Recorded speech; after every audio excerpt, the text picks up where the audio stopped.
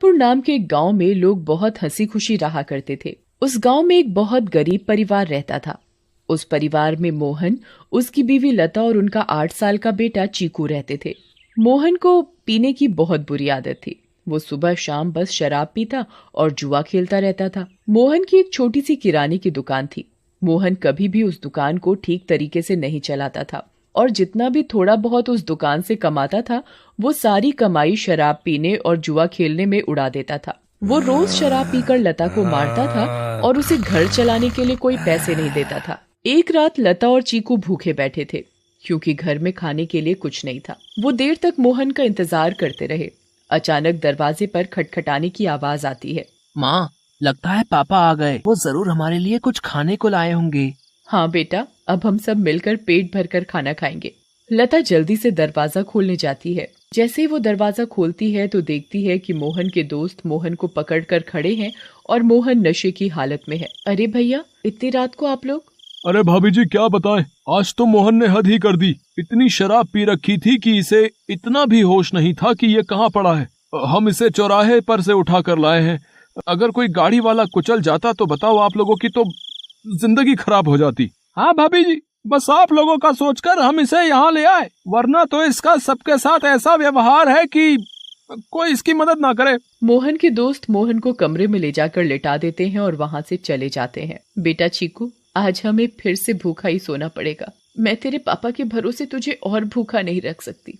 अब मुझे ही कुछ काम करना पड़ेगा। तू बस आज थोड़ी सी भूख बर्दाश्त कर ले। ठीक है माँ। चीकू और लता दूसरे कमरे में सोने चले जाते हैं। तभी मोहन नींद में बड़बड़ाने लगता है। थोड़ी देर बाद मोहन को होश आता है और वो खुद को अपने घर में पाता है।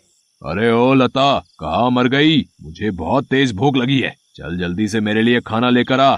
लता बहुत गहरी नींद में सोई हुई होती है और उसे मोहन की आवाज सुनाई नहीं देती। मोहन 4-5 बार आवाज देता है पर लता नहीं उठती। मोहन गुस्से से लाल हो जाता है और कमरे में रखे एक मोटे से डंडे को उठाता है और दूसरे कमरे में जाता है जहां लता और चीकू सो रहे होते हैं। वो डंडे से लता को बुरी तरह पीटने लगता है। लता अचानक नींद से उठ खड़ी होती है। बचाओ बचाओ, मुझे मत मारो। मैंने क्या किया? मेरी क्या गलती है जो आप मुझे ऐसे बुरी तरह मार रहे हो? मैं आधे घंटे से आवाज दे रहा हूँ कि मुझे खाना दे दे और तू यहाँ घोड़े बेचकर सो रही है, हैं? ऊपर से मेरे साथ जुबान लड़ा रही है। मोहन लता को बहुत मारता है। आवाज सुनकर चीकू भी नींद से उठ जाता है। वो अपनी माँ को बचाने की बहुत कोशिश करता है पर मोहन किसी की नहीं सुनता और लता को बहुत मारता है। अगली सुबह जब लता उठती है तो उसे बाहर कुछ शोर सुनाई देता है। वो बाहर जाकर देखती है तो लोगों की भीड़ लगी होती है। लता पास जाती है और पूछती है, क्या हुआ रजनी भाभी? अरे तुम्हें नहीं पता क्या? क्या नहीं पता, बताओ क्या हुआ? यही कि चंपा के पति को कल रात एक चुड़ैल उठाकर ले गई। क्या? ये कैसी बातें कर रही हो भाभी आप? चुड़ैल वुड़ैल कुछ नहीं होता। आप भी किसी की बातों पर यकीन कर रहे हो। यकीन कैसे ना हो बहन, मैंने खुद अपनी आंखों से उस भयानक चुड़ैल को देखा है। उसके लंबे बाल, लंबे लंबे नाखून और दांत, उसकी लाल आंखें और डरावना चेहरा मैं कभी नहीं भूल सकती। जब मैं आधी रात को पानी पीने के लिए उठी तो थोड़ी ठंडक लेने के लिए खिड़की पर खड़ी हो गई थी और तभी मैंने देखा कि एक चुड़ैल चंपा के पति को हवा में उड़ाकर ले जा रही है। ऐसी बात है तो हमें संभल कर रहना होगा और शाम होते ही अपने घर के खिड़की दरवाजे बंद करने होंगे। अब बिल्कुल सही कहा लता भाभी आपने। सब अपने घर चले जाते हैं। लता भी काम ढूंढने निकल पड़ती है। वो घर घर जाकर काम मांगती है पर उसे कहीं काम नहीं मिलता। अंधेरा होने लगता है और आखिर में उसे सरपंच मिलता है। क्या हुआ लता? बड़ी परेशान दिख रही है। बस क्या बताऊं सरपंच जी, चीकू के पापा का तो सभी को पता है कि वो ठीक से कमाते तो है नहीं और जो कमाते हैं उसे दारू में उड़ा देते हैं। इसीलिए मैं ही काम ढूंढ रही हूँ ताकि अपना और अपने बच्चे का पेट भर सकूं। ऐसी बात है तो मेरे पास एक काम है। मेरी माँ बहुत बड़ी हो गई है और बिल्कुल चल फिर नहीं सकती। मैं उनकी देखभाल के लिए किसी को देख रहा था, पर अगर तुम चाहो तो तुम ये काम कर सकती हो। मैं तुम्हें महीने के 2000 रुपए दूंगा। आपका बहुत बहुत धन्यवाद। बस एक दिक्कत है कि तुम्हें देर रात तक रुकना होगा, जब तक कि वो सो नहीं जाती। मुझे मंजूर है सरपंच जी।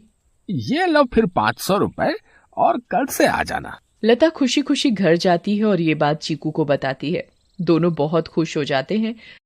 तभी वहाँ मोहन आ जाता है। क्या बात है? किस बात की इतनी खुशी मनाई जा रही है? मुझे उनकी बड़ी माँ का ध्यान रखना होगा, जिसके बदले वो मुझे पूरे 2000 रुपए देंगे। तू कहीं भी जाकर मर, मुझे कोई फर्क नहीं पड़ता, बस मुझे दारू पीने के लिए पैसे मिलने चाहिए। तभी मोहन को लता के हाथ में कुछ पैसे दिखते हैं। मोहन वो पैसे लता से छीन लेता है। लता बहुत रोती है और अपने पैसे मांगती है, पर मोहन उसकी एक नहीं सुनता और दारू पीने चला जाता है। लता उन पैसों में से कुछ पैसे अपने पल्लू में पहले से ही बांध लेती है, जिसका वो घर का राशन ले आती है। उस दिन लता और चीकू पेट भरकर खाना खाते हैं, चैन की नींद सोते हैं। दूसरी ओर चुड़ैल का आतंक शुरू हो जाता है। वो आसमान से आती है और गांव वालों के घरों के ऊपर उड़ती रहती है। वो कभी किसी के घर के ऊपर तो कभी किसी और के घर के ऊपर अपने शिकार की तलाश में उड़ती रहती है। अब मैं अपना शिकार करूंगी। किसको लेकर जाऊं आज अपने साथ? किसको? बहुत देर तक चुड़ैल को कोई दिखाई नहीं देता। लगता है इस गांव के आदमी बहुत चालाक हो गए। अब इन्होंने रात को निकलना ही बंद कर दिया। अगर ऐसा रहा तो मैं अपना शिकार कैसे करूंगी? किसको लेकर जाऊं अपने साथ? किसको लेकर जाऊंगी अपने साथ? तभी भोला रात को घर के बाहर आता है और रस्सी पर सूख रहे कपड़े उतार कर इकट्ठे करने लगता है। चुड़ैल की नजर भोला पर पड़ती है। मिल गया मेरा शिकार। चुड़ैल भोला पर हमला करती है। वो उसे एक हाथ से पकड़ती है और अपने साथ हवा में उड़ाकर ले जाती है। बचाओ, बचाओ, मुझे छोड़ दो, जाने दो मुझे। तू तो मेरा आज का शिकार है, ऐसे कैसे छोड़ दूं? तभी भोला की बीवी बाहर भोला को देखने आती है। उसे भोला घर के बाहर कहीं नहीं दिखता, पर फिर उसकी नजर ऊपर जाती है और वो देखती है कि चुड़ैल उसके पति को लेकर जा रही है। रेखा ये सब देखकर बेहोश ही हो जाती है और सुबह जाकर उसे होश आता है। होश आते ही वो अपने पति को हर तरफ ढूंढने लगती है, पर वो कहीं नहीं मिलता। वो यहाँ वहाँ पागलों की तरह भागती है और चिल्ला रही है। तभी गांव के लोग इकट्ठे हो जाते हैं। क्या हुआ रेखा भाभी? अगली सुबह जब लता उठती है तो उसे फिर से घर के बाहर कुछ लोगों का शोर सुनाई देता है। लता बाहर जाती है। क्या हुआ रजनी भाभी, आज किस बात का शोर हो रहा है? अरे लता, कल रात चुड़ैल रेखा के पति को उठाकर ले गई। रेखा का तो रो रो कर बुरा हाल है। बेचारी रेखा भाभी, पर मुझे ये समझ नहीं आ रहा कि वो चुड़ैल हर रात किसी के पति को ही क्यों उठाकर ले जाती है। सही कहा लता भाभी, हमें इस बात का जल्द से जल्द पता लगाना होगा। सभी लोग मिलकर एक तांत्रिक के पास जाते हैं और सारी बात बताते हैं। मैं अभी पता लगाता हूँ कि ये चुड़ैल चाहती क्या है। ओम ह्रीम क्लीम चामुंडाय विच्चय नमः। ओम ह्रीम क्लीम चामुंडाय विच्चय नमः। तांत्रिक ध्यान लगाता है और उसे वो चुड़ैल दिखाई देती है।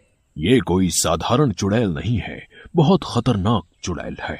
इसे कब्जे में करना या खत्म करना मेरे बस की बात नहीं। पर हाँ, एक बात मुझे पता चली है कि ये बस आदमियों को ही नुकसान पहुंचाती है। इससे औरतों या बच्चों को कोई खतरा नहीं और इसकी शक्तियां रात को ही काम करती हैं। दिन में ये हम लोगों की तरह एक मामूली इंसान जैसी बन जाती है। बस मैं अपनी तांत्रिक विद्या से इतना ही पता लगा पाया हूँ। सब लोग अपने अपने घर चलने लगते हैं। तभी लता बोलती है, मेरे पास एक सुझाव है, अगर वो काम कर जाए तो। वैसे आप लोग मेरी बात सुनकर हंसेंगे, पर इसके अलावा कोई और तरीका नहीं दिख रहा इस चुड़ैल से बचने का। भाभी आप बताओ तो सही, पता चला अगला नंबर मेरा ही है। मैं अभी मरना नहीं चाहता। अंधेरा होने के बाद अगर सभी आदमी औरतों का भेष बनाकर रहे तो वो चुड़ैल किसी भी आदमी को औरत समझकर नहीं लेकर जाएगी। लता की बात सुनकर सब हंसने लगते हैं, पर बाद में सबको लता का ये सुझाव सही लगता है और सब अपने अपने घर चले जाते हैं। लता भी अपने घर चली जाती है। वो मैं कह रही थी कि गांव में चुड़ैल का आतंक बहुत बढ़ रहा है। वो हर रात एक आदमी को ले जाती है। तो गांव वालों ने तय किया कि सब आदमी अंधेरा होते ही औरतों के कपड़े पहन लेंगे ताकि वो चुड़ैल उन्हें औरत समझकर छोड़ दे। तेरा दिमाग तो ठिकाने है या पागल हो गई है? कोई बेवकूफी होगा जो ऐसा करेगा। मोहन लता की एक नहीं सुनता और चला जाता है।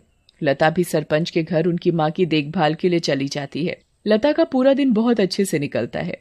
फिर रात हो जाती है और लता अपने घर के लिए निकल पड़ती है। दूसरी ओर गांव के सभी आदमी अंधेरा होते ही औरतों का भेष बना लेते हैं। लता जब अपने घर वापस जा रही होती है तो उसे आसमान से चुड़ैल आती दिखती है। लता बहुत डर जाती है और पेड़ के पीछे छुप जाती है। तभी वहां से मोहन गुजर रहा होता है। हे भगवान, अब मैं क्या करूं? अब तो ये चुड़ैल इनको ले जाएगी, मैं इनको कैसे बचाऊं? मिल गया मुझे मेरा शिकार। चुड़ैल उड़कर मोहन को पकड़ लेती है। बचाओ बचाओ, कोई मुझे इस चुड़ैल से बचाओ। चुड़ैल मोहन को लेकर हवा में उड़ने लगती है। तभी लता दौड़कर आती है और चुड़ैल का पैर पकड़ लेती है। चुड़ैल लता को देखकर वापस जमीन पर उतर जाती है। ऐ पागल औरत, छोड़ मेरा पैर और ले जाने दे मुझे इस आदमी को, ये मेरा शिकार है। नहीं, मैं तुझे नहीं छोड़ूंगी, मैं तुझे अपने पति को नहीं ले जाने दूंगी, चाहे इसके बदले मुझे अपनी जान ही क्यों न देनी पड़े। चुड़ैल बहुत कोशिश करती है पर लता उस चुड़ैल के पैर को नहीं छोड़ती। छोड़ मेरा पैर, मेरी पायल टूट जाएगी, दूर रह मेरी पायल से, मेरी पायल मेरी जान है। इस चुड़ैल को आखिर इतना क्यों प्यार है इस मामूली सी पायल से, और ये ऐसे क्यों बोल रही है? कहीं इस पायल में ही तो इसकी जान नहीं? मुझे इस पायल को तोड़ देना चाहिए। लता उस पायल को तोड़ देती है। चुड़ैल आग में जलने लगती है। ये तूने क्या किया? मेरी पायल में ही मेरी जान थी और तूने वही तोड़ दी। चुड़ैल उस आग में खत्म हो जाती है। अब मुझे माफ कर दो लता, मैंने हमेशा तुम्हें मारा पीटा और आज तुमने ही मेरी जान बचाई। उस दिन के बाद से मोहन बदल जाता है। वो अच्छे से काम करता है और अपने परिवार का ध्यान रखता है और कभी शराब नहीं पीता। गांव वालों को भी उस चुड़ैल से हमेशा के लिए छुटकारा मिल जाता है और सब हंसी खुशी रहने लगते हैं।